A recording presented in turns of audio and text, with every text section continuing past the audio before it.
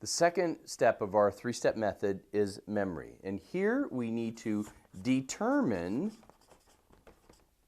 the memory. And as we determine the memory, we are also determining, more importantly, the cause. So now we're looking at this cause and effect. In the exact same way we look at cause and effect in the office, patient comes in with the symptom, a headache, but the cause is something deeper. It goes behind the scenes. It's not what it appears to be. Just like in life, we have symptoms, we have issues and challenges and obstacles. And we can put all our time and energy trying to fix that. And as we say in personal development, how's that working out for you? Versus looking deeper, going behind the scenes and looking for the cause. And as we look deeper into the nervous system, now we're talking about belief systems.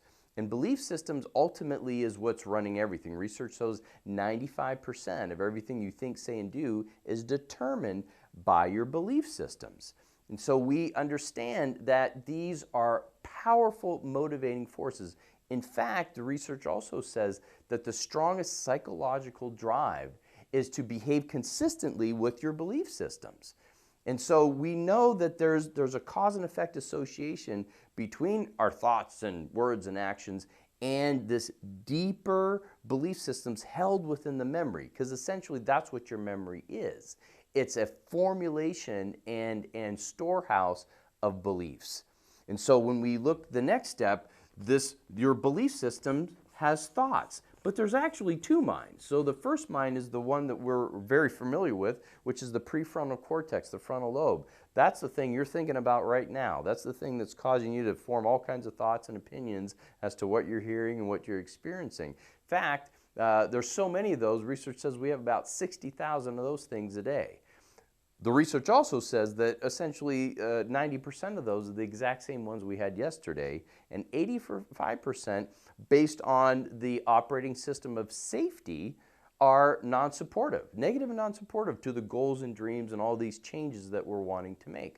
Why? Because as we said, the number one threat to your nervous system is change. More time, more money, more freedom, more love, all these things that you want. If you don't have them right now, it's different, and if it's different, it's a threat. And so this is going on in that frontal lobe constantly, compared to the subconscious mind, which only has one thought only. And that thought is, am I safe? Am I safe? The only thought that's going on at the level of the subconscious is your personal safety. And it's not necessarily safety in walking across the street or are you going to be robbed? It's safety with respect to identity. And that leads us into our third step in a moment. But for now, we're getting connected with what's really causing this issue that I'm dealing with this life situation. And we're going to say it's based on a memory that's generating some thoughts at the level of your belief system. And if it's not supportive, if it's not a happy thought, if it's a thought of fear and worry and stress and depression and anger, we know that is interference. What's it interfering with? It's interfering with your true power, your true self. The part that we started our time together with talking about, there's a part of you that easily, naturally, and effortlessly moves through stress, obstacle, challenges, things that would take you out, things that you think you can't handle, things that you don't think you're smart enough, good enough, or valuable enough to deal with. You having those thoughts? It's because there's interference on the truth. There's interference holding back your true self, your true power. Just like in the spine, the nervous system, if the body's not healing and repairing properly, if it's being overwhelmed by germs and viruses, which we already know that it can help, well, if that's not showing up, if it's not looking like it's doing it, it's because there's interference. It's the exact same thing on your spiritual and emotional growth. And so this process of cause and effect leads us to memories that allows us to connect with beliefs, but these beliefs are not accurate.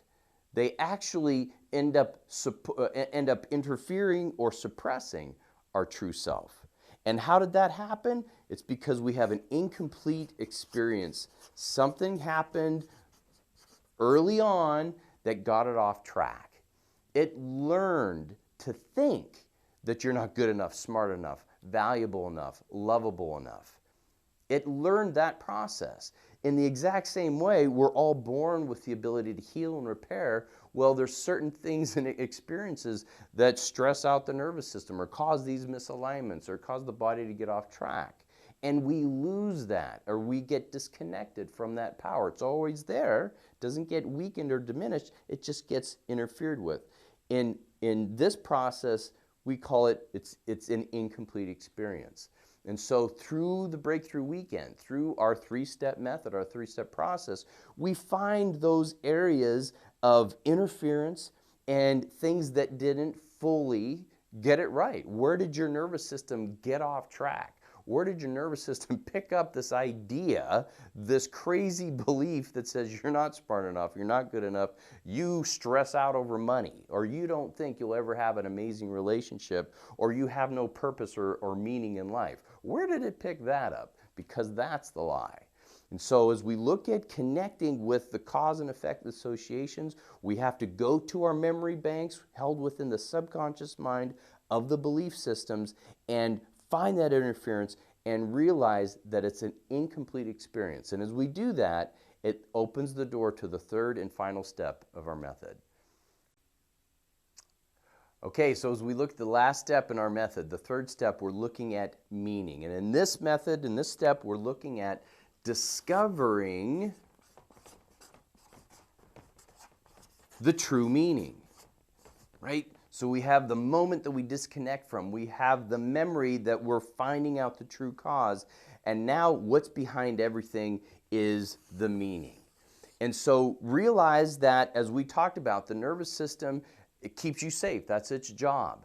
But there's no distinction between keeping you safe physiologically and keeping you safe psychologically.